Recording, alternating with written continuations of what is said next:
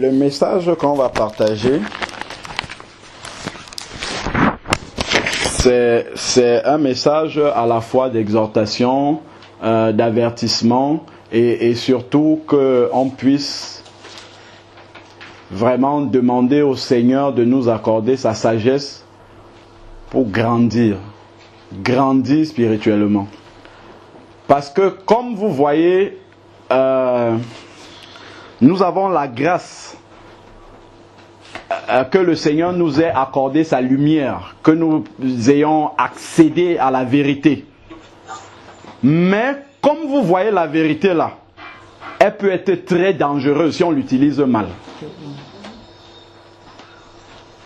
Le Seigneur nous a parlé tout à l'heure sur la charité, sur l'amour des frères. L'amour, c'est dans la vérité, bien sûr. Mais la vérité qu'on a reçue, il faut vraiment en faire un très bon usage. Sinon, cette vérité-là peut justement nous faire planer, j'ai envie de dire. Ça peut nous faire planer et voir les autres un peu comme... Dans ce message-ci, en fait, ce sont des versets que le Seigneur m'a donné, c'était hier matin ou avant-hier, je ne sais plus, mais c'est à la suite d'une discussion qui m'a un peu attristé avec une sœur qui est à l'assemblée avec nous, qui n'est pas là. Donc, justement, parce que je pense qu'elle a dû recevoir des enseignements qui ne sont pas bons. Donc, et ça l'a braqué un peu. Donc, le fait qu'on se réunisse le jour de Noël, c'est un problème pour elle. Vous voyez, et c'est pour ça que je dis que le fait d'accéder à la vérité, si on ne prie pas vraiment le Seigneur pour qu'il nous donne de faire un bon usage de cette vérité-là, ça peut nous éloigner. Ça peut vraiment nous amener vraiment très loin, dans l'égarement presque. Parce que justement, moi c'est en 2008 que le Seigneur m'a fait la grâce justement d'accéder à la vérité en ce qui concerne la vérité sur Noël, sur le jour de Noël. C'est vrai effectivement que lorsque le Seigneur m'a accordé cette grâce-là, j'étais nouvellement converti, j'étais vraiment jeune converti et le fait justement d'être jeune converti, je n'avais pas cette maturité-là de savoir comment user de cette vérité que le Seigneur venait de m'accorder. Et effectivement, moi quand j'entrais chez Cassis, je vois un sapin de Noël, intérieurement j'avais envie de dire mais pourquoi tu mets ça là, il faut enlever, tu ne sais pas la vérité par rapport, ainsi de suite. Non, mais quand le Seigneur ouvre un pan de la vérité comme ça, c'est pas pour qu'on plane maintenant, c'est pour que nous soyons des instruments pour les autres et que nous ayons la même patience envers les autres que le Seigneur a eu envers nous quand nous étions dans l'ignorance. Il ne faut pas, le jour où tu accèdes à la vérité, tu fais comme si tu es né avec la vérité. Attention, ça c'est très important, hein, et nous devons prier beaucoup par rapport à ça. Moi quand j'étais nouvellement converti, j'envoyais des mails aux gens.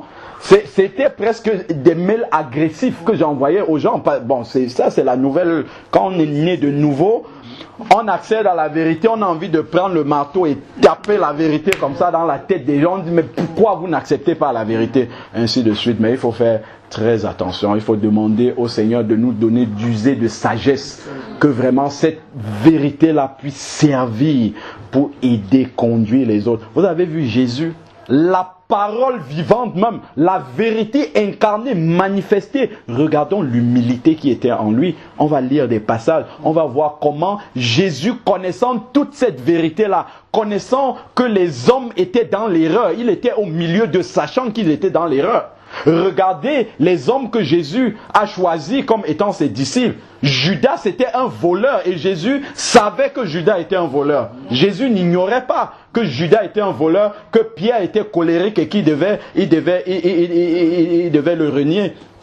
Il n'ignorait pas que Jean devait demander, Seigneur, est-ce qu'on envoie le feu sur eux pour les consumer au moment où on ne les a pas reçus dans une ville. Mais si nous lisons la parole de Dieu, nous allons voir que Jésus a prié toute une nuit pour choisir ses disciples. Et il a choisi des gens mauvais comme ça. Ça, c'est un enseignement. C'est un puissant enseignement pour nous. Il a dû bien se connecter au Père pour être sur la même longueur d'onde et aller choisir ces gens. Ça contredit complètement notre façon de prendre l'évangile.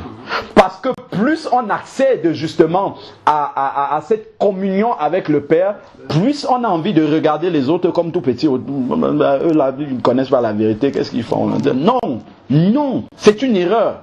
C'est une erreur parce qu'on va se séduire soi-même. On va se tromper soi-même. Jésus ne va jamais vouloir venir prendre une seule personne, l'amener et laisser tout le monde. Non. S'il te prend, il te met à côté, il t'enseigne la vérité, il te dit, ceux-là qui sont là maintenant. Moi, je l'ai expérimenté avec ma famille. Au début, quand je me suis converti, le Seigneur m'a d'abord mis à l'écart. Mais une fois formé, retourne là-bas.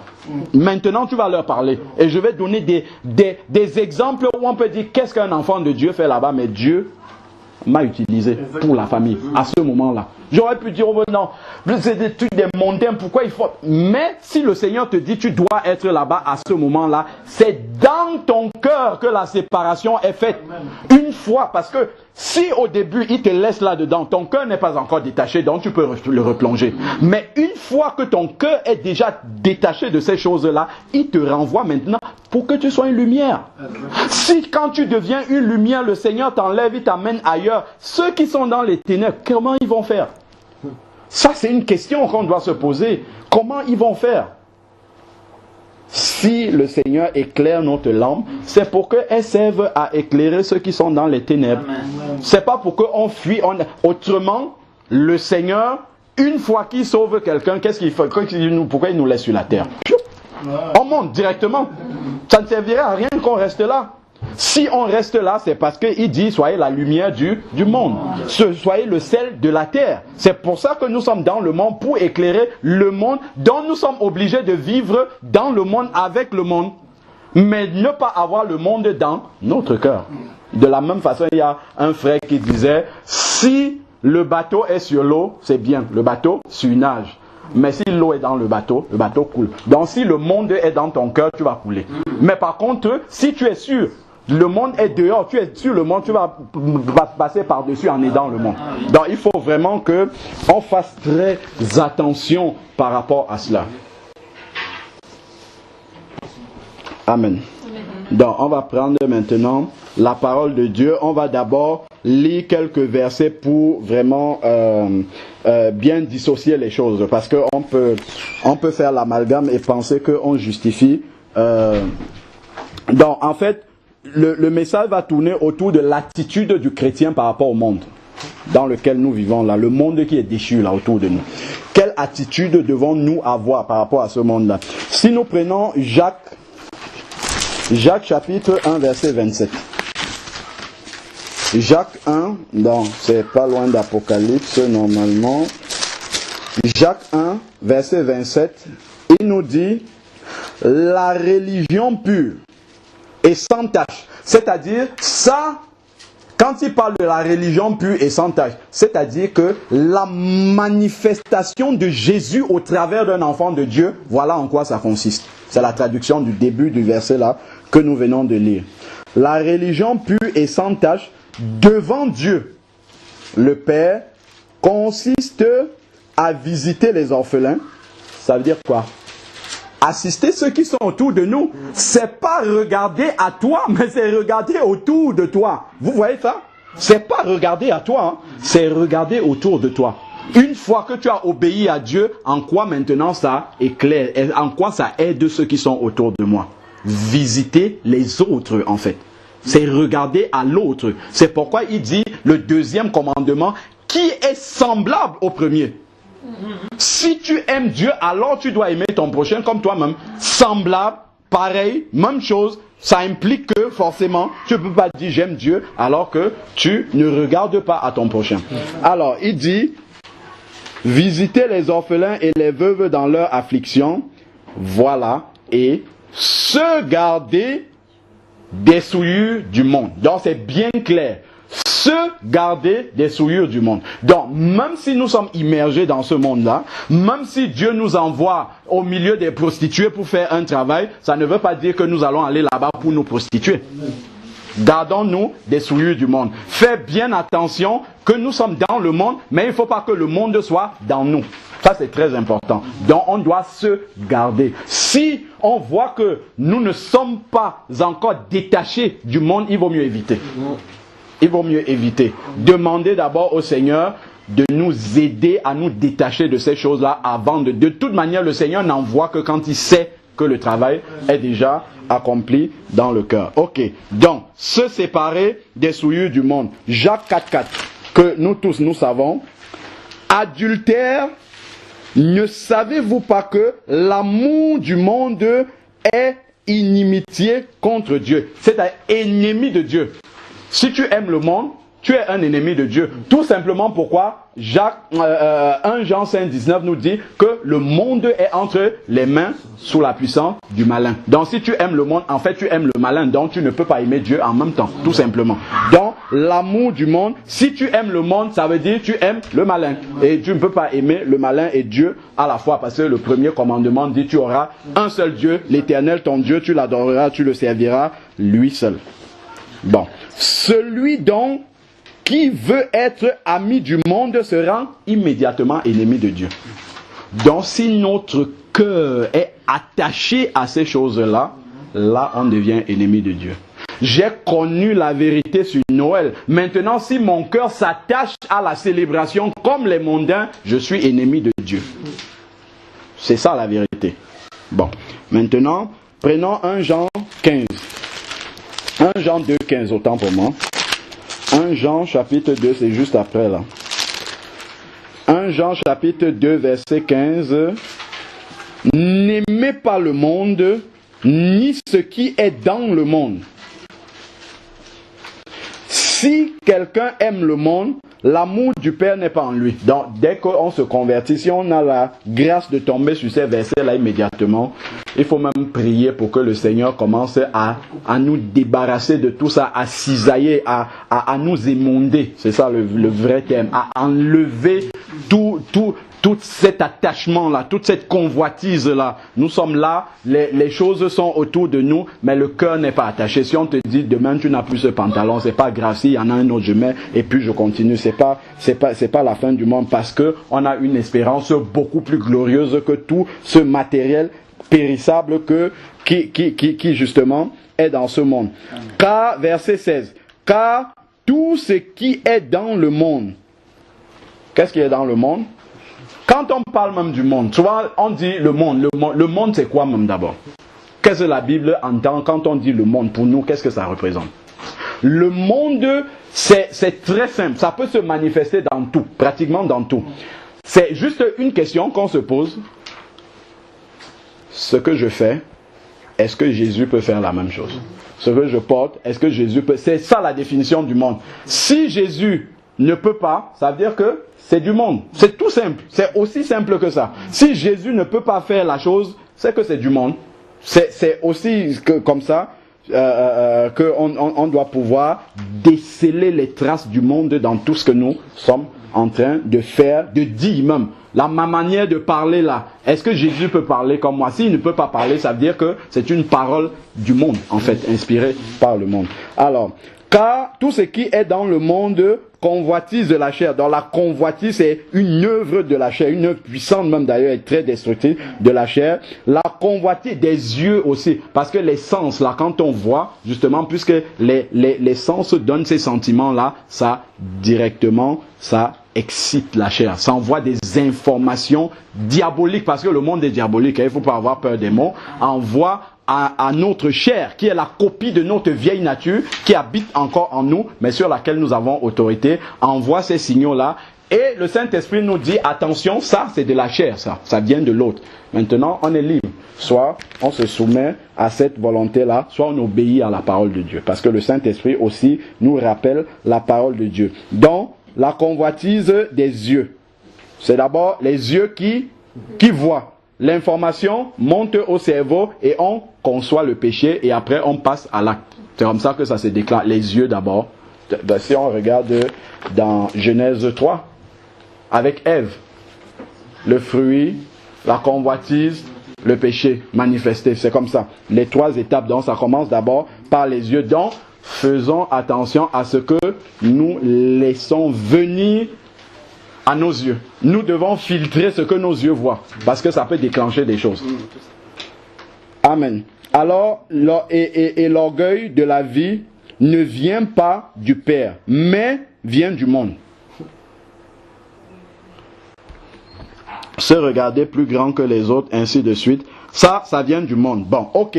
Donc là, on a compris effectivement que le monde et tout ce qu'il y a dedans là, toutes ces fêtes-là, tout ça, ça ne glorifie pas Dieu. Ça, la parole est catégorique là-dessus. Bon, maintenant, comme ça ne glorifie pas Dieu et que nous sommes dans le monde, qu'est-ce qu'on va faire? On va sortir alors. Je crois qu'il y a quelqu'un, je crois que c'est Jésus d'ailleurs qui a dit autrement, il devrait sortir du monde. Mais nous sommes là. Comment on fait alors? C'est là maintenant qu'il faut demander la sagesse à Dieu. Déjà, quelle est notre mission là? Première chose. Maintenant, comme nous savons quelle est notre mission là, pourquoi le Seigneur nous a laissés, maintenant que le Seigneur nous permette d'utiliser, parce que Dieu peut utiliser même le diable pour sauver les gens. Donc nous devons utiliser ce qui est là pour justement accomplir l'œuvre du Seigneur, sans entrer dans la compromission, sans entrer dans la convoitise. Mais ça, c'est la sagesse de Dieu qui va nous amener à faire le travail de Dieu malgré tout ce qu'il y a autour de nous. Nous ne devons pas aller habiter comme les moines font, ils vont habiter dans la montagne là-bas et ils se coupent de... C'est pas ça. On n'aurait rien compris. Si c'est ça que Dieu voudrait, comme on a dit tout à l'heure, il nous prenait direct. Pourquoi on va seulement à la montagne? On aille au ciel directement. Il n'allait pas aller nous isoler là-bas. S'il nous laisse ici, c'est parce qu'il y a un travail à faire. Et ce travail-là, nous devons justement ne pas l'oublier. Et surtout, demander au Seigneur de nous garder dans ce plan-là. Prenons maintenant, puisque nous sommes là le jour de Noël, je ne vais pas parler sur Noël, j'avais posé la question déjà, tout le monde est au clair là-dessus, c'est pas une fête chrétienne, on ne voit ça nulle part dans la Bible, on sait qu'on ne doit pas célébrer Noël. Bon, maintenant, allons dans Colossiens 2, autant pour moi, verset 16. Colossiens 2, verset 16. Maintenant, qu'est-ce qu'on va faire? Parce que cette sagesse-là doit nous aider. Colossiens 2, verset 16. Si vous avez vu le verset 15, je crois qu'on a même chanté tout à l'heure. Il a dépouillé les principautés, les pouvoirs et les a publiquement livrés en spectacle, en triomphant d'elle à la croix. Donc, l'œuvre de la croix d'abord. On a passé le temps à étudier la croix. Maintenant, il y a des choses, des réalités qui découlent de l'œuvre de la croix. Et c'est pour ça que le verset 16 commence par ainsi donc. Donc c'est une conséquence de la croix. Ainsi donc, que personne ne vous juge à propos de ce que vous mangez et buvez. D'accord? Ou pour une question de fête, de nouvelle lune ou de sabbat. Tout cela n'était que l'ombre des choses à venir. Mais la réalité est en Christ. Donc il y a des personnes qui sont encore faibles ou qui veulent observer des jours. On ne doit pas les juger. Si quelqu'un dit que pour lui, le 31 c'est la nouvelle année, on n'a pas à le juger et qu'il veut glorifier Dieu ce jour-là. L'essentiel c'est Christ qui fait de ce jour-là. S'il met Dieu devant, lui, il n'est pas concerné, les mondains ils vont fêter ce qu'il fait. Lui, il dit ce jour-là, je veux adorer Dieu. Si tu le juges, tu es en train de pécher devant Dieu. Parce que toi qui n'observes pas ce jour, et on va lire en détail, tu es en train de glorifier Dieu, tu le fais pour Dieu. Lui aussi, il le fait pour Dieu. S'il met ce jour à part, parce qu'il est disponible pour adorer Dieu, tu ne dois pas le juger. Si tu le juges comme ça, tu es en train de travailler contre Dieu, en fait. Tu penses que à cause de ta connaissance, tu dois juger ton frère. Non, pas du tout. Au contraire, tu dois encourager ton frère. S'il dit qu'il veut jeûner ce jour-là pour adorer Dieu, gloire à Dieu. Vas-y, je viens même avec toi, je viens t'accompagner. Ne le jugez pas. Alors, continuons. Verset 17. Voilà. Donc, dans ce verset-ci, on comprend bien que le Seigneur conduit l'apôtre à bien nous expliquer que l'observation des jours, en fait ici, en Christ, ce n'est plus, quand il parle des fêtes et tout ça, les Juifs avaient beaucoup de fêtes, ainsi de suite.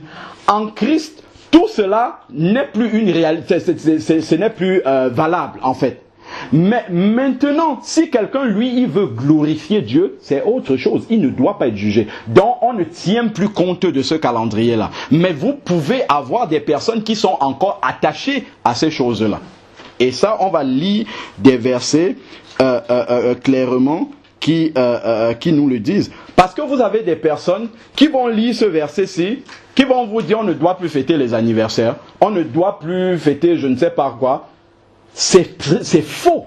C'est faux ça. Les témoins de Jéhovah le disent, c'est faux. Si quelqu'un dit qu'il veut fêter son anniversaire pour rendre gloire à Dieu de lui avoir donné la vie, il est libre de le faire. Si je dis le jour de mon anniversaire, je vous invite chez moi pour qu'on rende gloire à Dieu pour ce jour, c'est la bénédiction de Dieu.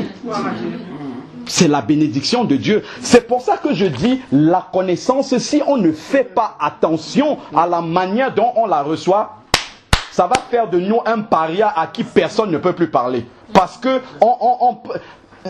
la connaissance sans l'amour à côté. Moi, je vais vous donner un exemple bien pratique et Nathalie est là, elle pourra confirmer ce que je vais vous dire. À la maison, ma femme, elle a grandi, les parents fêtaient les anniversaires, tout ça. Elle aime bien fêter les anniversaires des enfants. Bon, moi déjà, même avant d'être converti, c'est pas quelque chose qui me dit grand chose. Bon, elle aime fêter. Bon, moi, ça ne me dit rien. Je vais lui sortir le verset pour dire pourquoi tu fais les anniversaires des enfants. Tout dépend de ce qu'on en fait. Quand elle fête l'anniversaire de l'enfant, elle invite les copines qu'elle connaissait avant la conversion et on parle de Jésus. Qu'est-ce qui s'est passé? Lorsque Raphaëla, notre fille, a eu 1 an, on a donc décidé de célébrer son premier anniversaire. Et c'était un moyen pour nous aussi de rendre grâce au Seigneur pour tout ce qu'il a accompli dans la vie de l'enfant. Et on a invité les enfants, la famille, mes frères de sang étaient là, tout ça, et ainsi de suite. Et remercier aussi les gens qui nous avaient assistés. C'était l'occasion. Alors, les parents sont passés, ils ont laissé les enfants en journée. Et en fin de journée, les parents sont venus récupérer les enfants. On en a profité pour faire un petit repas. Et avoir tous les parents. Et quand Linda avait dressé la liste, il y avait une 60aine de personnes au total qui devaient être là, les parents et enfants mélangés. Quand tout le monde était là, qu'est-ce qu'on s'est dit? Tous ceux qui sont ici là, maintenant nous sommes convertis, on va leur parler du Seigneur. C'est ça qu'on va faire. Alors ce jour-là, quand tout le monde était là, j'ai pris la parole, commencé à expliquer que en fait, si nous sommes là aujourd'hui, c'est que vraiment on a quelque chose de très important, c'est pour remercier le Seigneur. Parce que nous avons vu la main du Seigneur dans la vie de cet enfant depuis l'hôpital où elle est née là-bas. Elle est arrivée à la maison, elle a fait ses nuits directement à la clinique. Quand elle est arrivée à la maison, elle dormait déjà toute la nuit. Son cahier de santé, elle a 1 an, son carnet de santé est vierge. Elle n'a presque jamais été malade, il n'y a que les vaccins là. Donc c'est vraiment un sujet d'action de grâce pour nous. Et qu'est-ce qu'on a fait? On a affiché les chants comme vous venez le dimanche là et on a commencé à chanter avec les gens.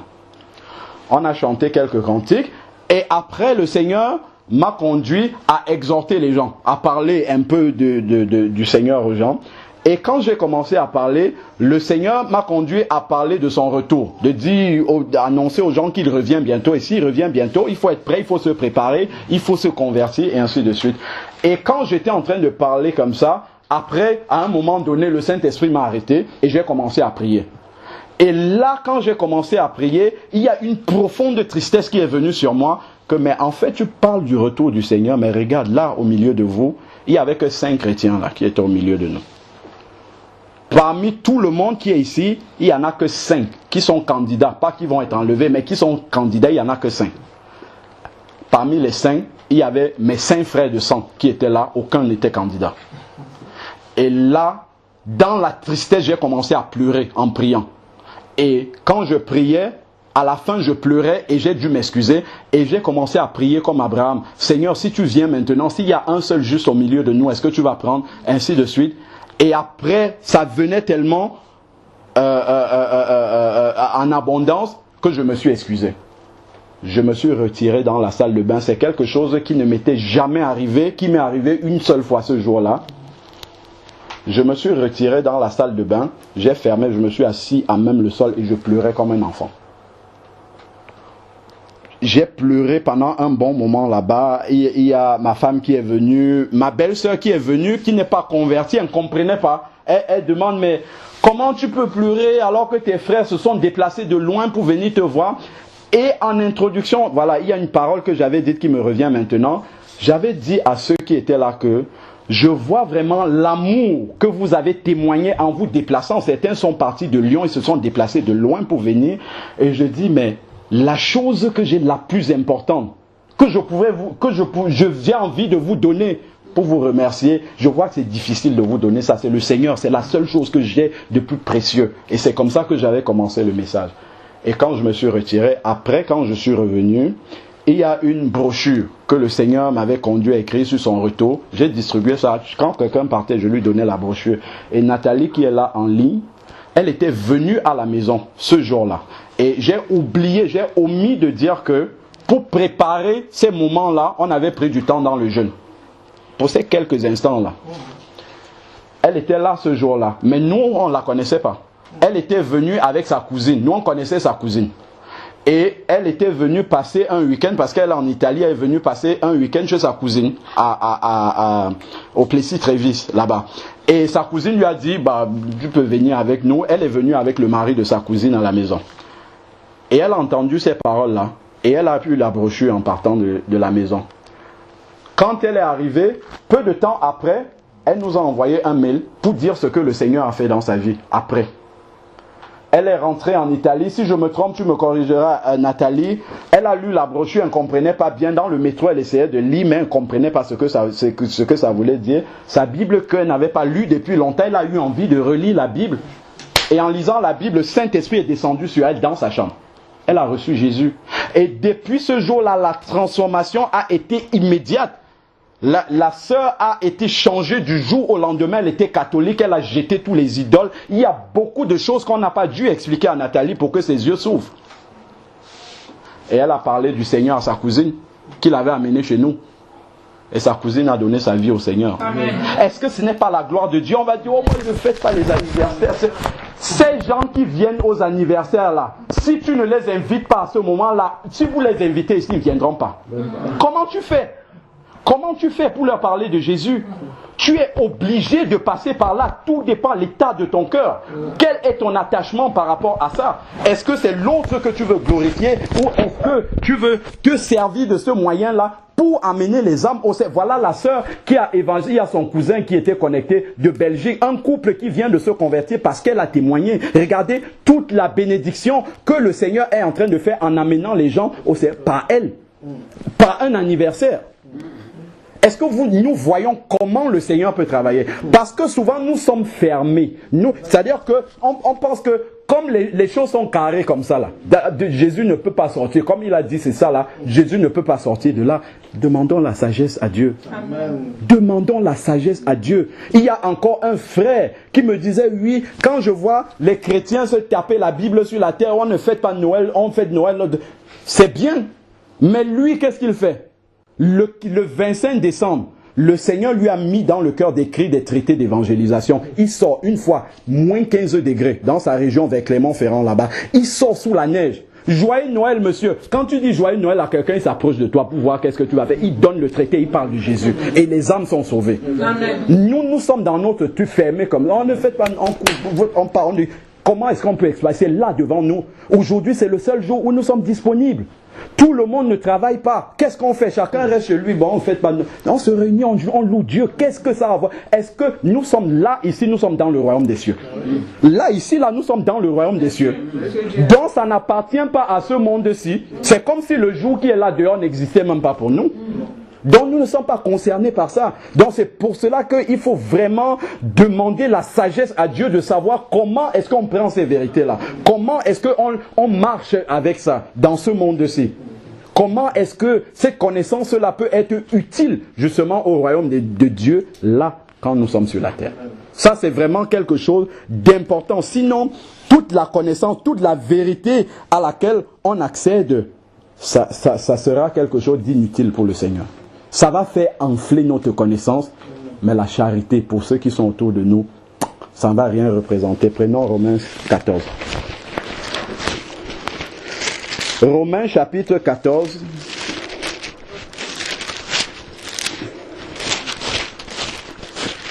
Verset 1. Romains 14, verset 1 dit: faites bon accueil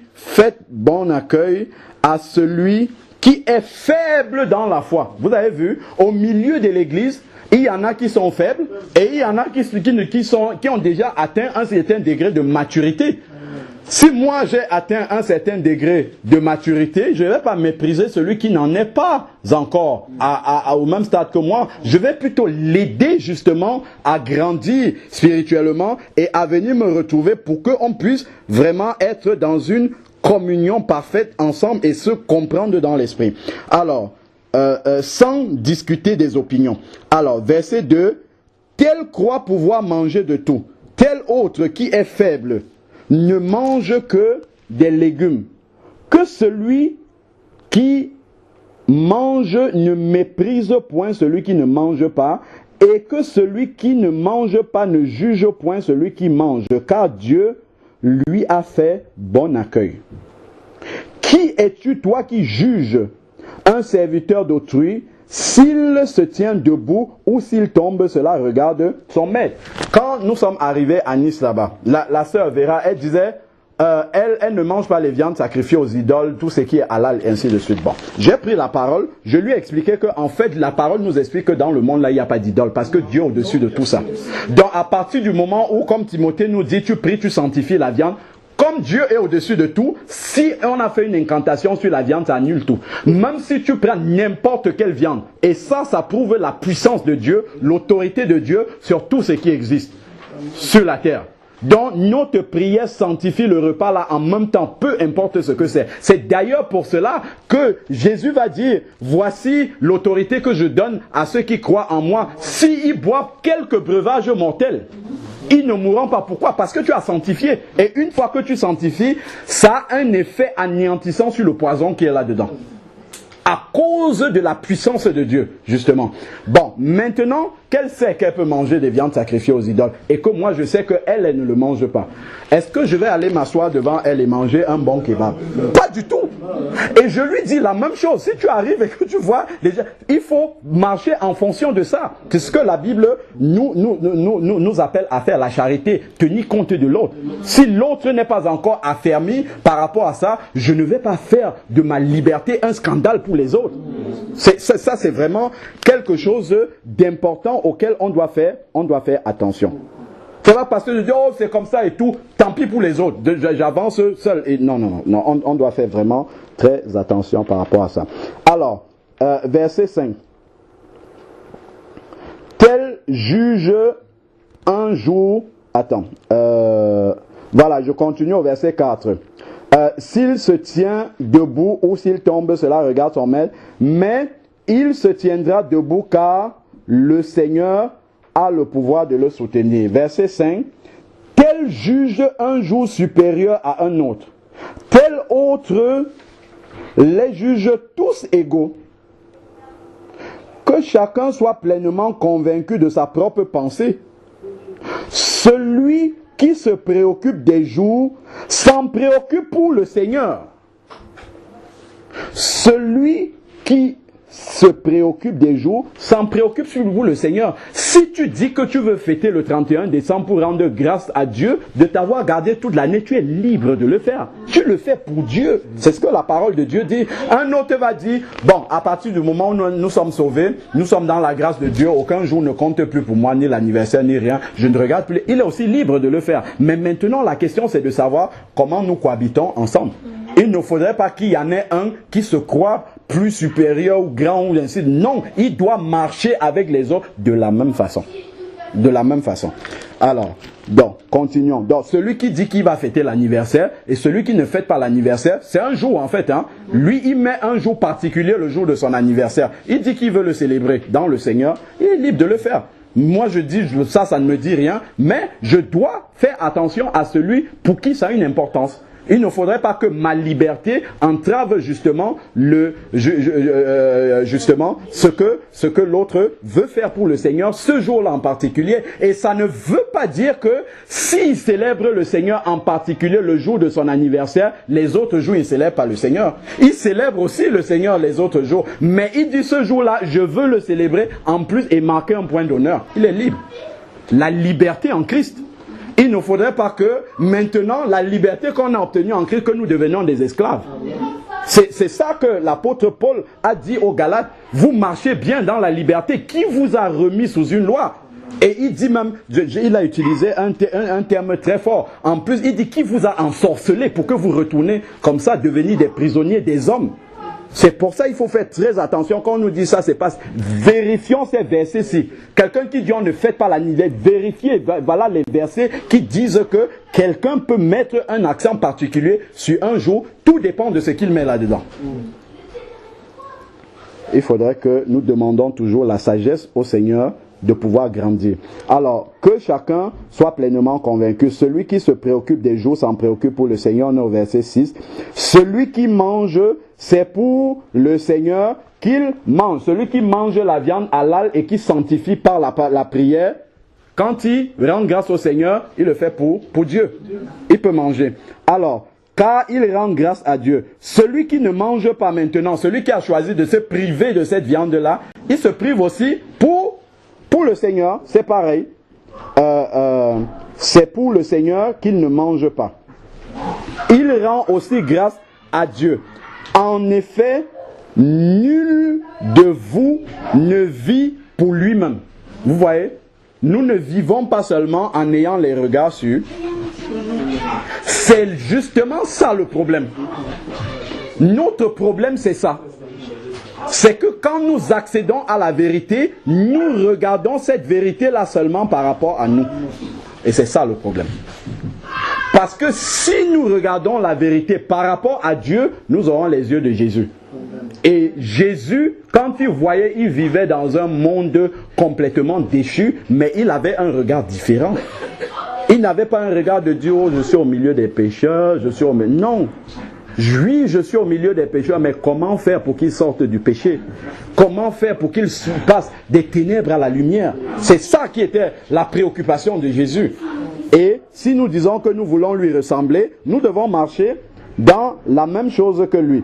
Alors, continuons maintenant au verset 7. En effet, nul de nous ne vit plus pour lui-même, nul ne meurt pour lui-même. C'est car si nous vivons pour le Seigneur. Comme on a dit, si nous mourons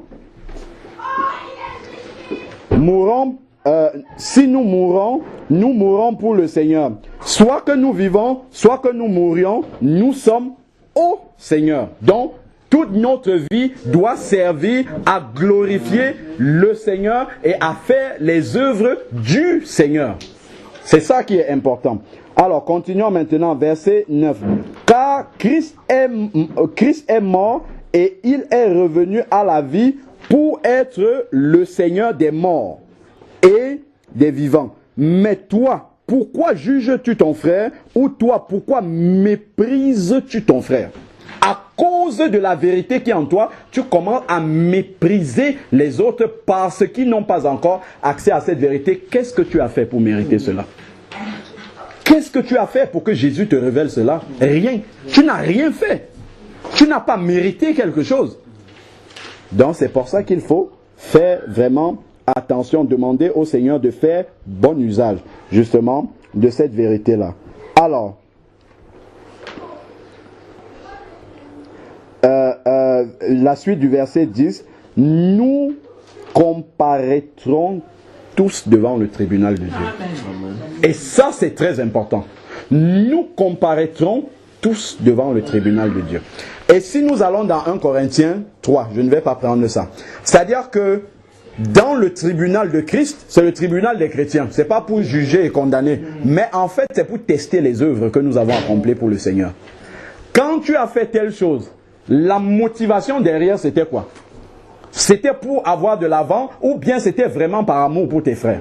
Si c'était pour prendre de la prééminence, ton œuvre sera consumée. Tu seras sauvé comme au travers du feu, c'est-à-dire sans récompense. C'est ce que 1 Corinthiens 3 enseigne.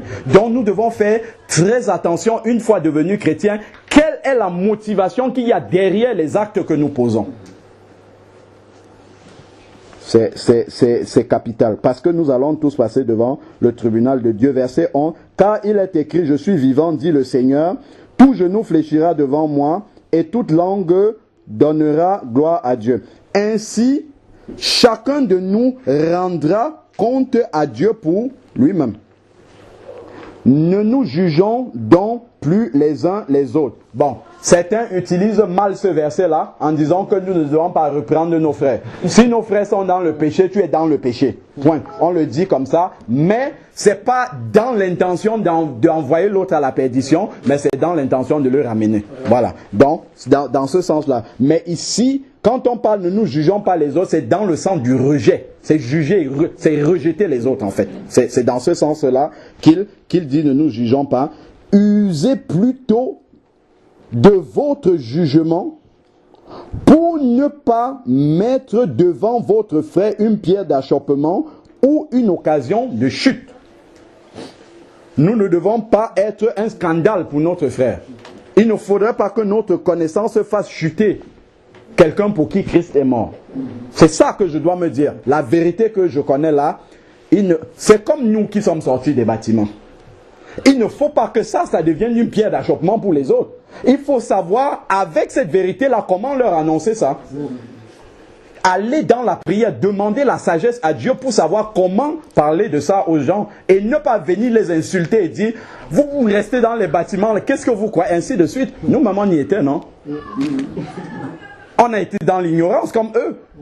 On n'est pas en train de dire qu'il faut le cautionner, il faut le dire, mais il faut demander au Seigneur de nous donner la sagesse. Il y a des personnes à qui il faut le dire crûment, mais c'est le Saint-Esprit qui va nous conduire à dire crûment à cette personne. Mais on ne va pas dire tout ça de la même façon. Quand vous voyez Jésus, quand il parle à Matthieu, c'est pas la même façon qu'il parle à Zachée, c'est pas la même façon qu'il parle à la Samaritaine. Donc, chacun en fonction de celui qui est devant nous, le Saint-Esprit va nous conduire à leur dire la même vérité. Parce que tout ce que Jésus disait à ces gens, vous êtes pécheurs, repentez-vous. C'est le même message, mais il le disait d'une façon différente. Il parlait à chacun en fonction justement de son arrière-plan. Et nous, c'est le Saint-Esprit qui doit nous conduire justement à pouvoir dire ces vérités-là aux gens, mais avec la charité de Dieu. Alors, ainsi, verset 12. Ainsi, nous sommes au 14 plutôt, autant pour moi. Je sais et je suis persuadé dans le Seigneur Jésus que rien n'est impur en soi, mais si quelqu'un estime qu'une chose est impure, alors elle est impure. Bon, on ne parle pas du péché ici, le péché sera toujours et certainement impur. Donc, on ne parle pas de cela ici, là. Alors, pour lui, verset 15. Si un aliment, bon, là, après, il parle des aliments, je vais sauter un peu pour gagner du temps, car le royaume des cieux n'est pas pour le manger et le boire. Verset 18. Celui qui sert Christ de cette manière est agréable à Dieu et approuvé des hommes. Je sers Christ, c'est une bonne chose. Mais est-ce que je le sers d'une façon qui lui est agréable? Ça, c'est une autre question, ça. Et ça veut dire que, est-ce que je le sers en étant conduit justement par l'amour qui était en Christ? Est-ce que je le sers avec les mêmes intérêts que le Seigneur? Ou est-ce que je viens avec d'autres motivations? Ça, c'est ce que nous devons toujours demander à Dieu. Seigneur, donne-moi la sagesse pour pouvoir te servir d'une façon qui te soit agréable. Verset 19. Ainsi donc, recherchons ce qui contribue à la paix et à l'édification mutuelle. C'est ce que je disais tout à l'heure en introduction. En quoi maintenant la liberté que j'ai en Christ, la vérité que j'ai reçue en Christ, en quoi ça peut édifier celui qui est à côté de moi? Comment est-ce que je peux demander au Seigneur de m'aider justement, comme moi j'ai reçu la lumière, à amener l'autre aussi dans cette lumière-là? Là, je vais servir le Seigneur d'une façon qui lui est agréable. Autrement, la vérité que j'ai reçue dans le Seigneur ne sera qu'une pierre d'achoppement pour les autres. Au lieu de se rapprocher de Jésus, ils vont fuir. Donc, pour un aliment, bon, après, il parle des aliments. Bon, ok. On va laisser ce passage là-dedans. On a bien compris pour la question des jours. Quel fait une différence entre tel jour et tel autre jour? Je vais donner un autre témoignage. On était tous ensemble le 1er novembre. C'était chez la sœur, non? C'était pas Halloween ce jour-là, ou la Toussaint. C'est la fête de quoi? C'est pire encore que Noël. On était réunis chez la sœur. On a adoré Dieu. Qu'est-ce qui s'est passé? La sœur avait invité quelqu'un.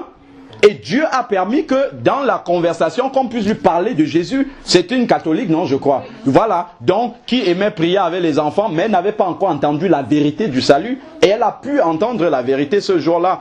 Sait-on ce que le Seigneur va faire avec cette parole qui a été semée là? C'était le jour d'Halloween, non? Qu'est-ce que ça fait?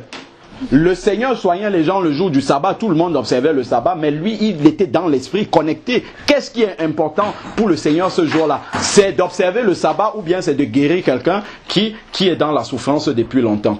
C'est de dire, je ne fais rien ce jour-là, je me cache chez moi parce que c'est là. Le frère là qui évangélise là, qui parlait de ceux qui disent que le jour de Noël, on discute, est-ce qu'on doit fêter Noël et tout. Le frère, il dit quelque chose que moi j'approuve. Il dit, même si c'est la fête du diable, je sors pour aller évangéliser le jour de la fête du diable. Parce que les gens se rendent dehors. Et c'est ça qui est important.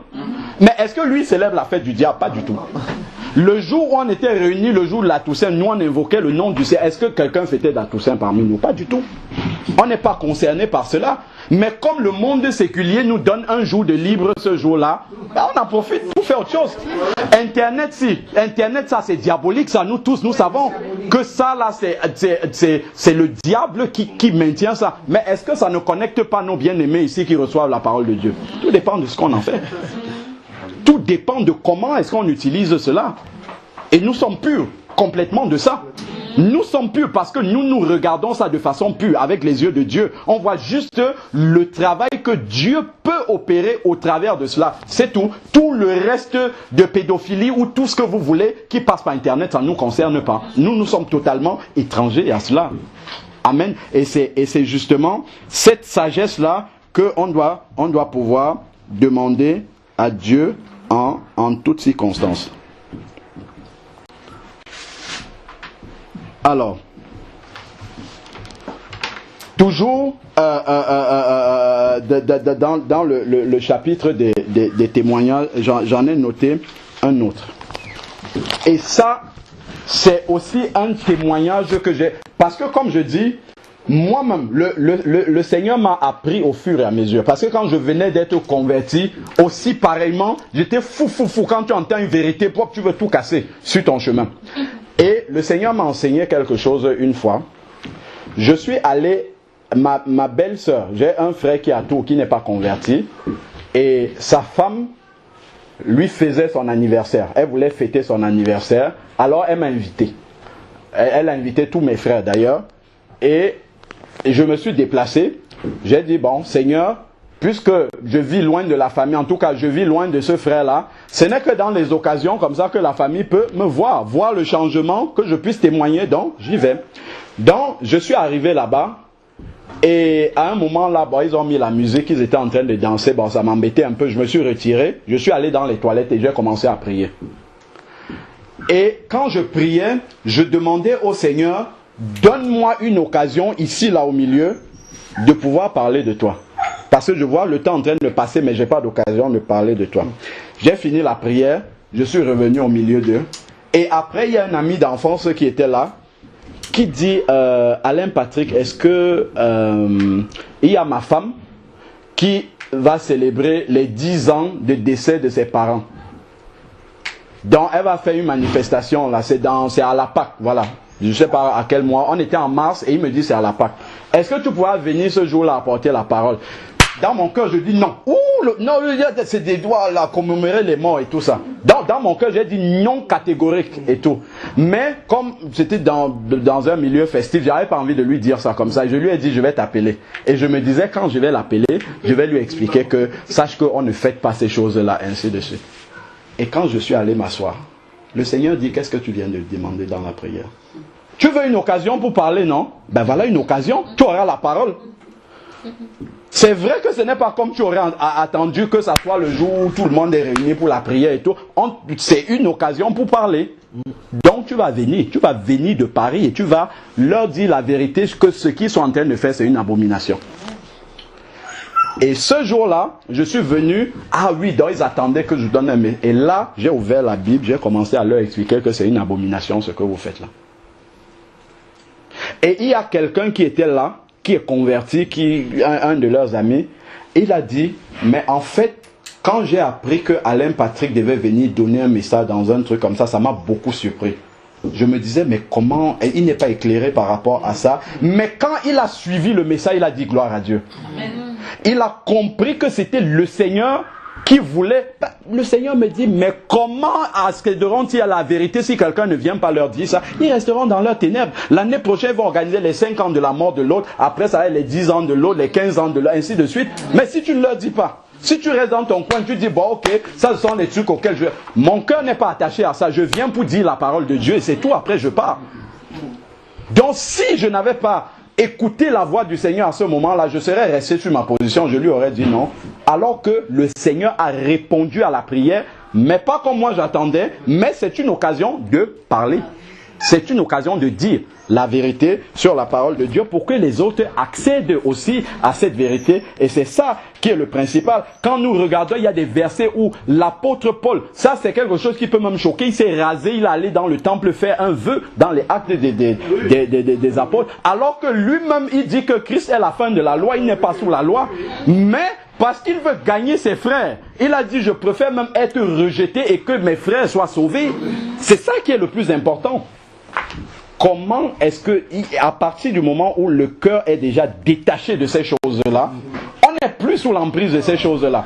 Ce n'est pas quand on va fuir de ça qu'on va vraiment prouver à Dieu. Non, c'est dans le... Dieu lui sait si ton cœur est encore attaché à ces choses-là. Mais si ton cœur est détaché, maintenant le Seigneur t'envoie en mission. Jésus, quand il est venu sur terre, son cœur était détaché de tout ce qu'il y avait dans le monde.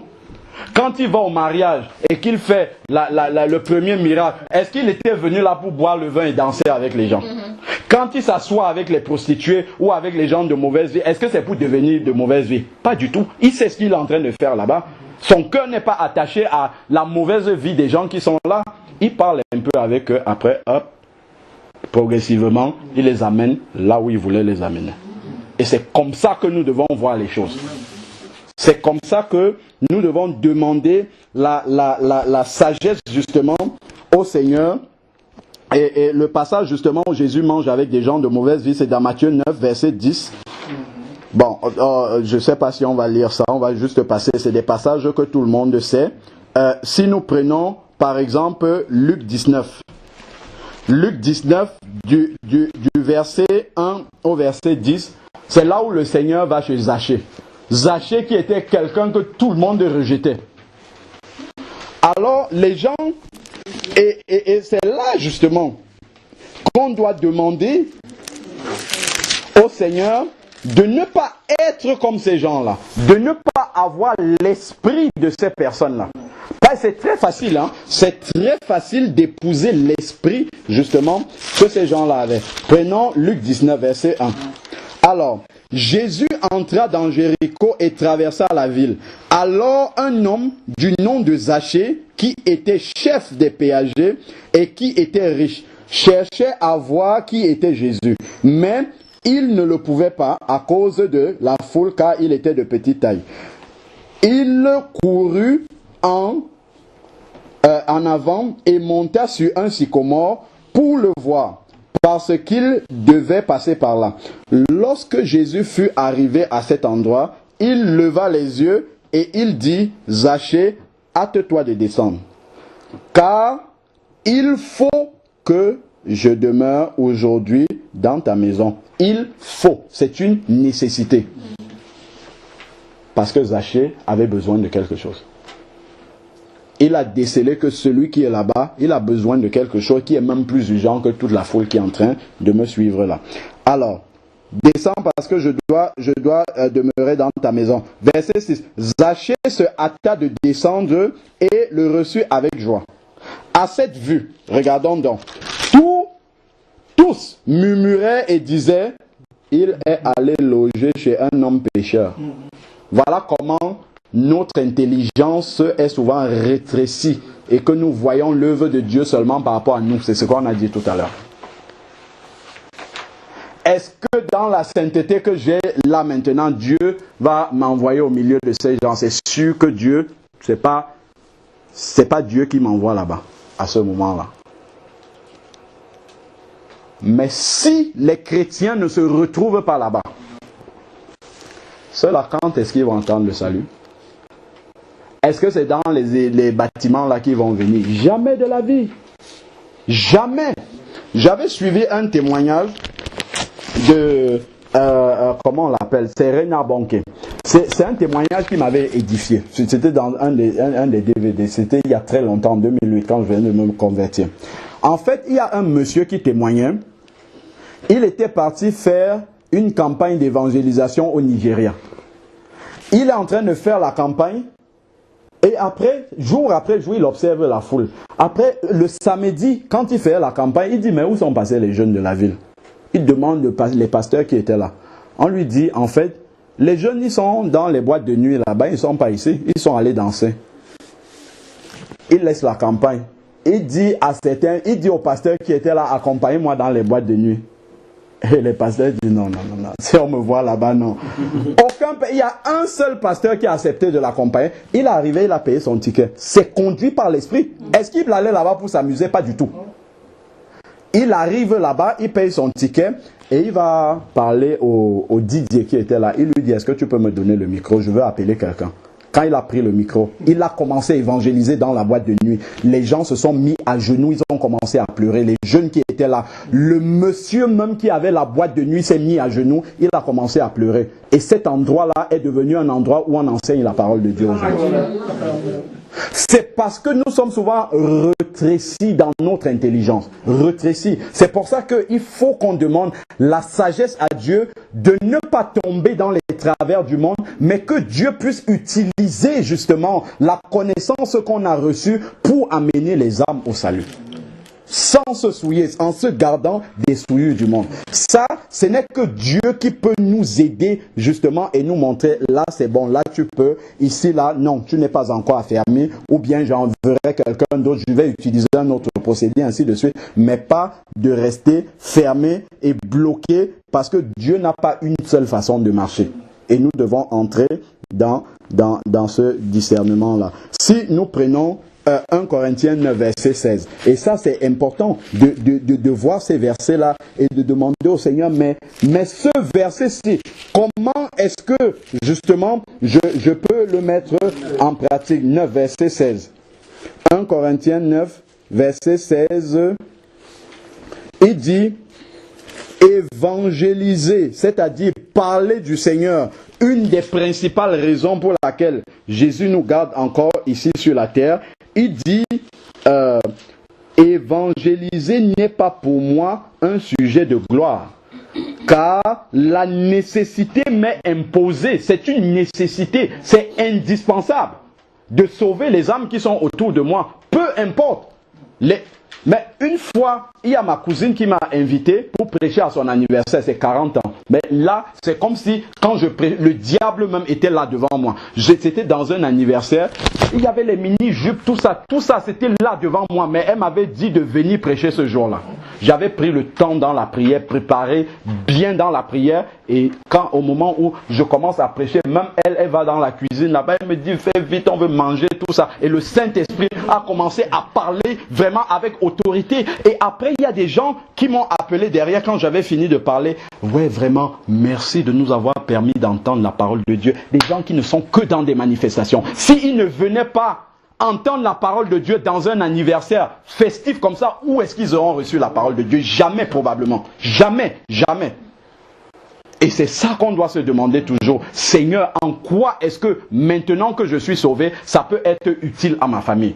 est-ce que c'est d'abord là, la première Jérusalem là. La famille, comment est-ce que je peux marcher avec eux sans tomber dans leur piège? Comment est-ce que je peux marcher avec eux pour leur annoncer le salut malgré tout? La nécessité m'est imposée. C'est une obligation. Ces personnes-là sont vraiment sous ma responsabilité. Si elles sont perdues, Dieu me demandera pourquoi elles sont perdues. As-tu annoncé? Oui, j'ai annoncé. Ok, ben c'est bon. Elles sont totalement responsables devant moi. Alors, maintenant, ensuite, il dit, ce n'est pas un sujet de gloire, la nécessité m'est imposée et c'est la fin. Il dit, malheur à moi. Vous voyez ça? Malheur à moi si je n'évangélise pas. Pourquoi? Ça veut dire que la croix du Christ serait vaine. Christ est mort pour rien. Une fois qu'il m'a sauvé, je prends le salut et je mets dans ma poche ou je le garde dans le placard et j'attends l'enlèvement. Si Paul avait fait ça, où serions-nous? Si Pierre avait fait ça, tous ceux qui ont écrit le Nouveau Testament là, c'est encore un frère qui dit que les actes des apôtres n'ont été écrits que parce que les apôtres ont fait des actes. C'est parce qu'ils ont fait des actes que les actes des apôtres ont été écrits. S'ils étaient restés chez eux, il n'y aurait pas les actes des apôtres. Et donc, on ne saurait même pas que l'église doit fonctionner comme ça. C'est monter, c'est dire. Non, pas du tout, on ne devrait pas le savoir. À cause, justement, parce qu'ils ont obéi, comme le Seigneur a dit, maintenant, moi aussi, je vous envoie, aller aussi et annoncer cette parole-là. Et on peut encore prendre dans 2 Timothée 4, verset 2. 2 Timothée 4, verset 2. 2 Timothée, chapitre 4, verset 2. Il dit, je prends verset 1. Je t'adjure devant Dieu et devant le Christ Jésus, qui doit juger les vivants et les morts. C'est bien solennel. Et au nom de son avènement et de son royaume, prêche la parole, insiste en toute occasion, favorable ou non. Donc même si c'est la fête du diable, c'est pas une occasion favorable, tu dois prêcher quand même la parole. Parce que dans n'importe quelle condition, ces gens-là, ils doivent entendre la parole de Dieu. On doit aller les trouver là où ils sont. Favorable ou non, convainc, reprend, exhorte avec toute patience et en instruisant. Voilà. Amen. Donc, ça, c'est vraiment des versets qu'on doit demander au Seigneur. Tu as dit même des occasions qui ne sont pas favorables. Voilà ça qui est devant moi. Comment est-ce que tu me diriges dans cette situation-là pour parler quand même de toi? On a encore Romains 10, verset 14. Tous ces versets-là nous rappellent toujours le but pour lequel nous sommes restés là. Parce que nous sommes dans le monde, hein, nous sommes restés dans le monde, mais le Seigneur veut nous utiliser dans le monde là. Nous sommes ses ambassadeurs, il veut nous utiliser là-dedans. Et si nous sommes simplement là à attendre le royaume des cieux sans rien faire, rester sur notre bulle et dire bon tout autour de moi ce sont des païens, non, je ne vais pas vers eux, on sera passé à côté. Dans Romains 10, verset 14, nous dit: comment donc invoqueront-ils celui en qui ils n'ont pas cru? Et comment croiront-ils en celui dont ils n'ont pas entendu parler? Et comment entendront-ils parler de lui sans prédicateur? Nous, on peut remplacer ça sans que personne ne leur annonce la parole. Déjà, tu as des voisins à côté de toi. Peut-être tu n'as pas l'occasion de parler à tes voisins. Mais si tu prends un traité d'évangélisation, tu mets dans sa boîte, c'est Jésus que tu lui as amené chez lui. Sur le traité d'évangélisation, il y a la parole là. S'il veut, il jette. Ça sera de sa responsabilité. Mais au moins toi, tu auras annoncé la parole de Dieu à Jérusalem déjà. Maintenant, s'il se perd, c'est son problème.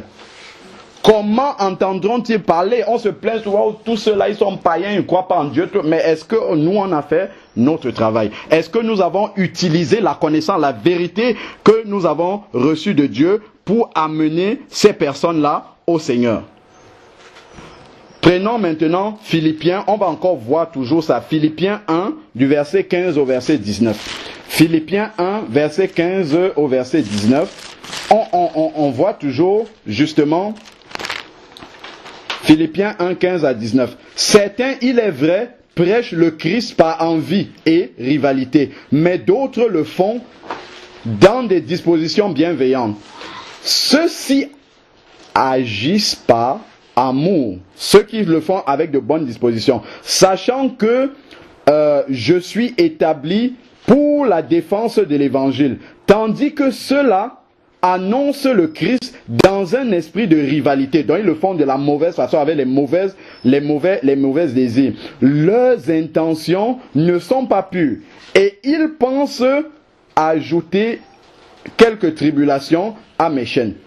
Verset 18. C'est là vraiment qu'on voit toute la sagesse que Dieu accorde à l'apôtre Paul. Malgré le fait qu'il y a d'autres prédicateurs qui viennent là avec l'esprit de rivalité et toutes sortes de choses, regardons ce qu'il dit au verset 18. Qu'importe. De toute façon, que ce soit sous un faux prétexte ou que ce soit en vérité, Christ est annoncé et je m'en réjouis et je m'en réjouirai encore. Christ est annoncé, point barre. C'est ça l'essentiel. Maintenant, pour leur motif impur, Dieu jugera cela. Ça, ce n'est pas à l'apôtre de venir juger cela. Christ est invoqué. Christ est annoncé. Christ est prêché aux incroyants. Peu importe les motifs que ceux qui prêchent, ceux qui sont justement amenés, ont utilisé. C'est comme nous pouvons lire aussi, mais ça on va le sauter, dans Marc 9 du verset 37 au verset 39. Ça on l'avait déjà lu à la maison. C'est quelqu'un qui chassait les démons au nom de Jésus. Et les disciples sont venus dire à Jésus, mais il y a quelqu'un là-bas qui chasse les démons en ton nom, mais il ne marche pas avec nous. Qu'est-ce que Jésus a dit? Jésus a dit, laissez-le faire. Ne l'arrêtez pas, laissez-le continuer à faire.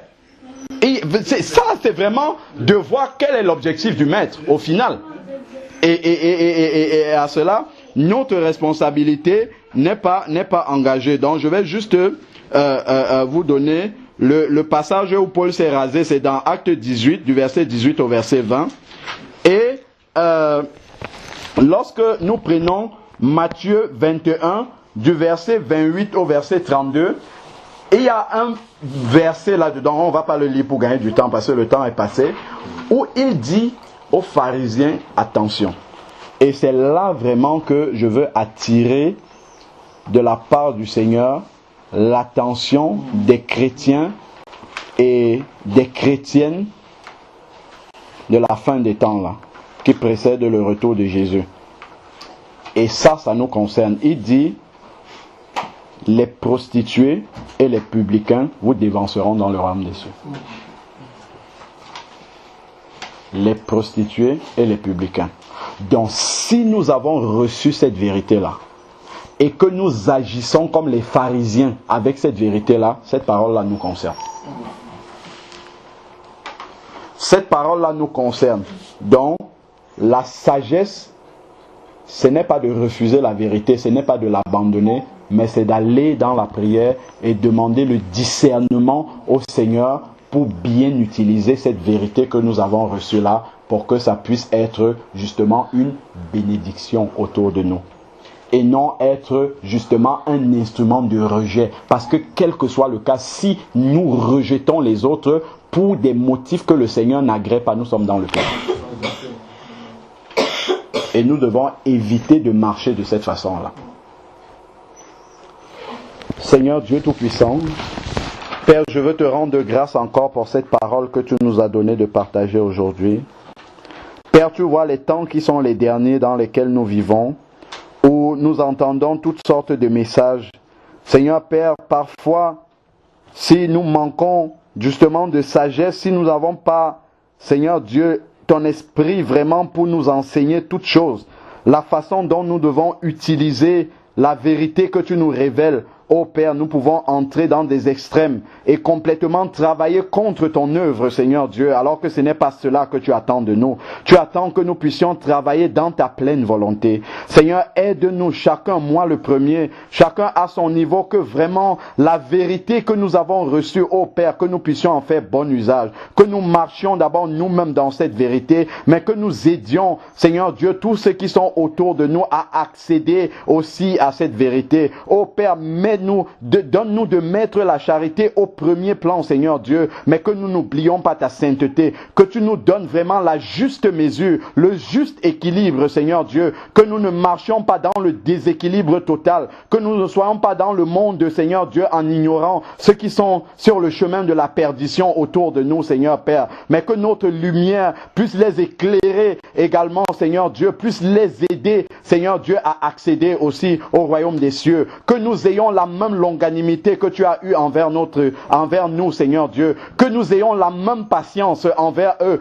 que celle que tu as manifestée, Seigneur Dieu, la même compassion, Seigneur Dieu, la même attente, Seigneur Dieu Tout-Puissant, parce que nous ne devons pas oublier d'où est-ce que nous venons, où est-ce que tu nous as pris, les profondeurs, Seigneur Dieu, de l'abîme des ténèbres dans lesquelles nous étions englués, Seigneur Dieu, et tu es venu nous sortir, oh Père, non pas parce que nous avions mérité, non pas parce que nous sommes mieux que eux, Seigneur Dieu, mais dans ton amour, tu nous as présenté ton salut, Seigneur Père, et nous avons accepté, Père, aide-nous maintenant à être véritablement ces ambassadeurs-là que tu utilises remplis de ta charité, de ton amour, mais aussi de ta vérité, Seigneur Dieu Tout-Puissant, et que nous allions vers notre prochain et que nous soyons un instrument de bénédiction pour eux, Seigneur Père, et que nous puissions leur apporter la lumière, comme le Seigneur Jésus nous a montré le chemin dans sa parole, Seigneur Dieu Tout-Puissant. Que cette parole-là ne s'éloigne plus de notre cœur, Seigneur Père, que notre attitude vis-à-vis du monde dans lequel nous vivons, Seigneur Dieu, puisse être la même attitude que Jésus avait lorsqu'il vivait sur cette terre, Seigneur Père, où il a mis un point d'honneur à sa mission à chercher et sauver ceux qui étaient perdus. Oh Père, que cela soit aussi notre seule préoccupation. Seigneur, enseigne-nous chaque jour dans ce domaine-là. Enseigne-nous, Seigneur Dieu, à pouvoir bien utiliser avec sagesse la vérité que tu as mis en nous, Seigneur Dieu, dans ce monde déchu qui va à la perdition. Au nom de Jésus-Christ. Amen. Amen. Voilà, toujours dans le chapitre vraiment des exemples, hein, où il faut vraiment faire preuve de sagesse, demander vraiment la sagesse de Dieu, hein, pour pouvoir réagir dans une certaine situation. Bien aimé, la maison qui nous accueille aujourd'hui, lorsque le bien-aimé m'avait invité pour la première fois pour venir apporter la parole ici, il m'a dit, voilà, il y a une assemblée qui a commencé à la maison, vraiment, si tu peux venir nous apporter des enseignements, vraiment, que le Seigneur te met à cœur, parce que on a besoin de grandir. Alors, lorsque je suis arrivé, mais en fait, c'était une église bâtiment en miniature, hein. Il y avait un endroit, un petit pupitre là pour le prédicateur. Bon, les gens, il y avait des fauteuils d'honneur pour des personnes un peu respectables, particulières. Et puis les sièges, il y avait des sièges qui étaient rangés justement comme on s'asseyait lorsqu'on était dans des bâtiments. Et en plus, les sœurs n'étaient pas couvertes. Et quand j'ai regardé, bon, il y avait des sœurs même qui enseignaient, hein, dans l'assemblée, et les sœurs, comme je disais tantôt, ne portaient pas de voile. Il y avait une petite feuille là, une sœur qui faisait, comme on appelait, comment dire, un peu le master of ceremony, si je peux m'exprimer comme ça, qui avait une feuille. Bon, voilà, on va faire 20 minutes d'adoration. Le message, ça va être 30 minutes. Donc, quand j'avais pris, lorsqu'on a annoncé le message, la sœur me dit, voilà, tu as 30 minutes. Après ça, sur sa feuille, voilà, il y aura 15 minutes de témoignage, et ainsi de suite. Tout était vraiment comme ça, millimétré. Après, il va y avoir la collecte, et ainsi de suite. Donc, voilà le climat dans lequel, pour la première fois, j'ai apporté le message là où nous sommes là, hein, aujourd'hui. C'est comme ça que c'est comme ça que le culte se déroulait ici.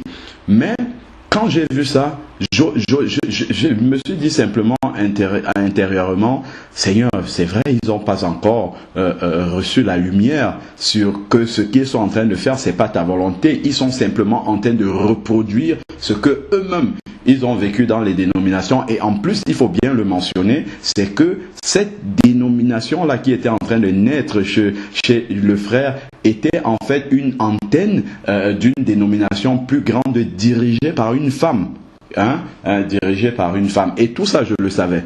Donc quand le frère me dit, viens apporter la parole, mais Seigneur, est-ce que je vais dire, non, non, non, vous n'êtes pas dans la vérité, oh non, vous n'êtes même pas fréquentable et tout. Non, Seigneur, c'est une opportunité pour aller prêcher ta parole. Ouvrir les yeux à mes frères qui sont encore dans les ténèbres, qui n'ont pas encore, qui sont encore voilés, autant pour moi, ils ne sont pas dans les ténèbres, ils sont quand même des chrétiens, mais ils ont encore les yeux voilés sur le fonctionnement de ton église. Donc voilà une occasion en or pour aller leur prêcher la vérité. Donc voilà comment je suis venu pour la première fois et je n'ai pas commencé tout de suite, je n'ai pas été conduit par le Saint-Esprit à commencer à taper tout de suite sur ce qui ne va pas, sur ce qui n'est pas correct. Le Seigneur m'a d'abord conduit à prêcher sur la fondation d'un chrétien, d'un véritable chrétien né de Dieu. D'abord, la fondation. Est-ce que les gens sont vraiment nés de nouveau? S'ils sont nés de nouveau, oui,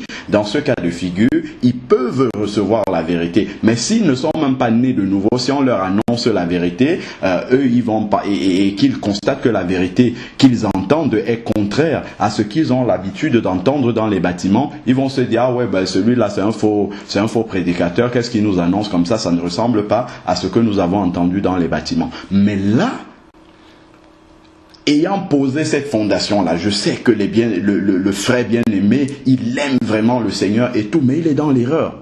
Donc là, la prédication est venue. Après, maintenant, voilà, je fréquentais le frère, le samedi, on évangélisait ensemble. Le frère a commencé à me poser des questions, ainsi de suite. Et après, le frère a même remarqué que, voilà, il me dit, mais je vous ai vu venir 2 fois avec ton épouse, mais au moment des offrandes, je ne vous vois pas donner les offrandes. C'est par rapport à quoi? Ah, voilà, ça me donne l'opportunité déjà d'éclairer le frère sur ce sujet. Je lui dis non. En fait, tu sais, dans l'église du Nouveau Testament, l'église primitive, en fait, on ne faisait pas les offrandes comme ça pour les faire. C'est quand il y avait des frères bien-aimés dans d'autres régions qui étaient dans la nécessité. Ce ne sont pas les apôtres qui demandaient aux gens de cotiser. C'est que les frères étaient touchés par le fait que les autres là-bas, par exemple à Jérusalem, qui subissaient la persécution, étaient dans le besoin. Alors les frères touchés disent non, nous on veut les venir en aide. Donc on fait une collecte, une quête pour aider parce qu'il y a un besoin bien précis chez des frères quelque part. On dit voilà, c'est tel jour qu'on va récupérer la somme collectée pour envoyer aux frères là-bas. C'est quand il y a un besoin. C'est pas que bon voilà, on se réunit, à chaque fois qu'on se réunit, on collecte l'argent, on dit c'est pour la gloire de Dieu, ainsi de suite. Et d'ailleurs quand au moment où on m'a demandé de venir prendre la parole pour commencer à prêcher, l'assemblée a commencé à applaudir, on accueille l'homme de Dieu, on applaudit et tout. Je dis mais Seigneur, mais ça ne m'a pas, pour autant, c'est vrai, ça m'a attristé à l'intérieur, mais je dis, mais Seigneur, je ne vais pas refuser, je vais quand même prêcher ta parole. Et quand j'ai pris la parole, c'est là que j'ai immédiatement commencé à expliquer aux bien-aimés qui sont là, non, n'applaudissez pas quand un frère commence à prêcher la parole. Les applaudissements, les acclamations, c'est seulement pour le Seigneur, on n'applaudit pas un homme. C'est pas le messager qui est important, c'est le message, parce que le message est la parole du Seigneur, et cette parole-là demeure éternellement. Mais le messager, il passera, mais la parole de Dieu restera. Donc ce n'est que le Seigneur que nous devons acclamer. Donc déjà à ce niveau-là, il y avait déjà une lumière dès le début. Ils ont déjà été, le fait que j'ai accepté de venir prêcher la parole de Dieu là-bas, déjà juste en introduction comme ça, ils avaient déjà une première lumière, compris que on n'applaudit pas un homme qui vient prêcher la parole de Dieu. C'était déjà un apport, une première lumière qui est arrivée. Donc, peu de temps après, le frère, voilà, il a aussi été éclairé par rapport aux offrandes, que voilà, on ne prend pas les offrandes comme ça tout le temps quand les gens se réunissent pour rien, parce qu'on a l'habitude de le faire. Et après, le frère a commencé à me poser des questions sur le ministère de la femme, ce que la femme doit enseigner, tout ça. Je lui ai apporté justement l'éclairage de la parole de Dieu par rapport à l'enseignement de la femme. Voilà comment les sœurs ont arrêté de partager la parole de Dieu là-bas. Et le jour où justement j'ai eu l'opportunité de faire l'enseignement sur le voile, le port du voile par la femme chrétienne, j'ai envoyé aux frères. Les sœurs ont commencé à se voiler. Et finalement, le frère, quand il a compris que le ministère, la femme n'a pas un ministère d'enseignement, voilà comment le frère s'est désolidarisé complètement de la dénomination dont il dépendait, et finalement le Seigneur l'a même conduit à arrêter carrément la cellule qui avait commencé chez lui, parce que c'était en fait une succursale de dénomination, si je peux m'exprimer ainsi. Et voilà, le frère nous a rejoints. Nous sommes là tous ensemble en train de grandir dans la présence de Dieu. Maintenant, le frère a reçu la lumière. Regardez comment nous sommes réunis, la même maison ici dans laquelle il y avait tous ces travers-là des dénominations. Nous voici ici réunis, le frère est éclairé, la sœur est éclairée, ils ont reçu la lumière. Mais si j'avais dit, oh non, Seigneur, ils sont dans l'erreur, ils ne marchent pas comme tu veux, ainsi de suite, je ne peux pas les fréquenter, ainsi de suite, où en serait-il aujourd'hui? Ils auraient continué à reproduire les abominations que l'on retrouve dans les dénominations. Mais le fait que voilà, il y a eu quelqu'un que le Seigneur ait touché, donc voilà, que mon cœur ait été touché. Non, voilà, ce sont des frères bien-aimés qui ont besoin d'éclairage par rapport à la parole de Dieu. Voilà, je suis venu prêcher la parole de Dieu. Et ils ont reçu la parole de Dieu. Maintenant, nous sommes tous ensemble. Nous marchons dans la vérité. Est-ce que Christ n'a pas été prêché? Comment croiront-ils en celui dont ils n'ont pas entendu parler? Mais là, comment auront-ils la lumière si quelqu'un ne vient pas leur prêcher cette lumière-là? Si lorsque nous recevons la lumière, nous fuyons, nous coupons tous les contacts avec nos bien-aimés, mais comment est-ce qu'ils accéderont à la lumière? Donc nous devons faire très attention. Là, je ne parle pas des personnes auxquelles on a déjà annoncé la vérité et qui endurcissent leur cœur, qui ne veulent pas recevoir la vérité. Ça, c'est autre chose, ça. Mais je parle des personnes qui sont dans l'erreur, mais qui n'ont peut-être pas eu l'opportunité de recevoir l'éclairage de la parole de Dieu par rapport aux erreurs qu'ils sont en train de pratiquer, parce que ils n'ont pas été dans des milieux où on leur a enseigné la vérité. Donc c'est pour ça que, bien aimés, nous devons faire vraiment très attention à la vérité que nous recevons. Voilà, le frère aujourd'hui, il marche dans la vérité, il a reçu la lumière par rapport à, il pratiquait la dîme là-bas, tout ça, il a reçu l'éclairage de la parole de Dieu. En partageant avec lui, le Seigneur m'a conduit à pouvoir lui apporter la lumière sur tous ces sujets. Il a laissé tomber tout ça. Maintenant, il marche dans la vérité. Nous sommes ensemble dans l'église de maison, et le frère a véritablement compris c'est quoi véritablement l'église que le Seigneur veut. Nous baptisons les gens ensemble par la grâce de Dieu, avec l'assistance du Saint-Esprit. Mais vraiment, ça, c'est partie de la charité. Comment est-ce que ma connaissance à moi peut être utile, aider les autres à pouvoir grandir dans le Seigneur? Voilà comment l'éclairage que moi j'ai eu de la part du Seigneur sur certains aspects du fonctionnement de l'Église a pu être bénéfique aux frères, fait tomber certains voiles qui étaient là dans la vie du frère. Et aujourd'hui, voilà cette maison-là qui accueillait cette dénomination. La dénomination a été fermée. Maintenant, nous nous réunissons là et nous accueillons notre journée de jeûne. On peut être là toute la journée sans problème. Les veillées de prière, on peut être là. Est-ce que Dieu n'est pas glorifié? Mais il a fallu que la connaissance que moi j'avais reçue, que je rajoute la charité à la place, et que à la suite, que je joigne la charité avec, et que je me demande, mais Seigneur, comment est-ce que eux ils peuvent être éclairés, venir aussi à la connaissance de la vérité, être libérés justement de toutes ces traditions humaines qu'ils ont reçues dans les dénominations. C'est vraiment pour ça, bien aimé, que nous devons faire très très attention. Très attention. Cette lumière-là que nous recevons, Seigneur, comment est-ce qu'elle peut être utile aux autres? Et là, vraiment, le nom du Seigneur sera glorifié. Et nous allons pouvoir amener encore de nombreuses personnes à la vérité. Regardez les premiers disciples, les apôtres, quand ils avaient reçu la vérité, ils savaient que le Dieu n'habite pas dans le temple construit de main d'homme, mais l'apôtre Paul et même les autres, ils allaient prêcher souvent au temple. Ils retournaient au temple pour prêcher à ceux qui étaient là-bas, mais ce n'était pas pour aller continuer à à pratiquer ce qui se pratiquait dans le temple. Non, c'est parce qu'il y avait des personnes à sauver là-bas. Donc même Paul, quand il arrivait dans les villes, il cherchait les synagogues des Juifs. Est-ce que c'était pour aller pratiquer le judaïsme? Pas du tout. C'était justement pour aller annoncer à ceux qui sont dans la synagogue que c'est fini. Dieu n'habite pas dans ces endroits-là. Dieu les appelle à vivre, à pratiquer, justement, à chercher sa face dans les maisons. Voilà. Donc, et leur annoncer que Christ est mort. Maintenant, la loi, et c'est la fin de la loi. Voilà ce que, justement, la manière dont l'apôtre Paul était conduit par le Saint-Esprit et tous les autres premiers disciples à pouvoir utiliser la lumière qu'ils avaient reçue pour pouvoir amener également les autres à la foi. À la foi chrétienne en Jésus-Christ, qui passe du judaïsme justement à la foi en Christ. Voilà, donc nous devons vraiment demander cette sagesse-là au Seigneur pour pouvoir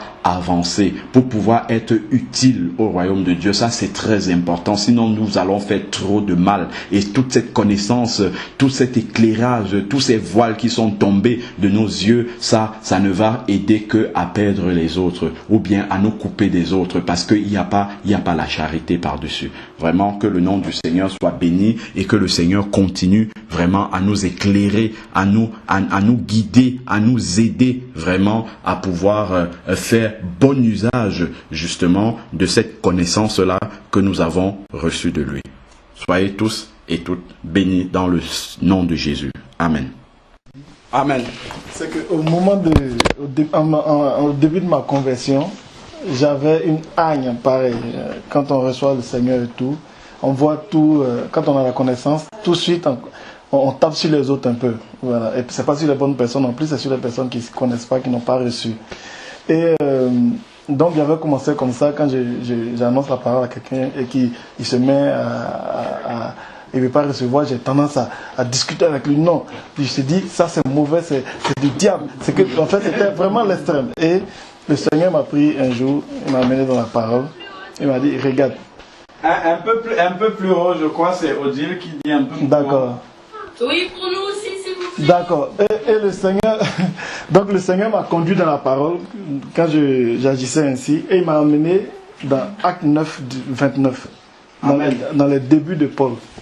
Et il m'a vraiment éclairé là-dessus. Et dans Acte 9, 29, on va voir si vous voulez. Acte 9, 29. Et on va voir que quand Paul avait... C'est l'attitude du nouveau chrétien en général. Hein. Quand on reçoit, on est un peu... Voilà, hagneux. Et dans Acte 9, 29, on voit que Paul, au début, quand il avait reçu le Seigneur aussi, il avait commencé à disputer. On dit, il parlait aussi et disputait avec les hellénistes. Même ceux-ci cherchaient à lui ôter la vie. C'est-à-dire qu'il y avait beaucoup, en fait, il était haineux aussi au départ. Mais après, Paul, dans toute sa prédication, il a dit d'éviter les disputes de mots. Et en fait, c'est ça. Au début, on est un peu carré. On n'est pas très... Jusqu'à ce que le Seigneur m'a conduit dans l'enseignement du Christ du Seigneur lui-même pour dire, regarde vers qui c'est ton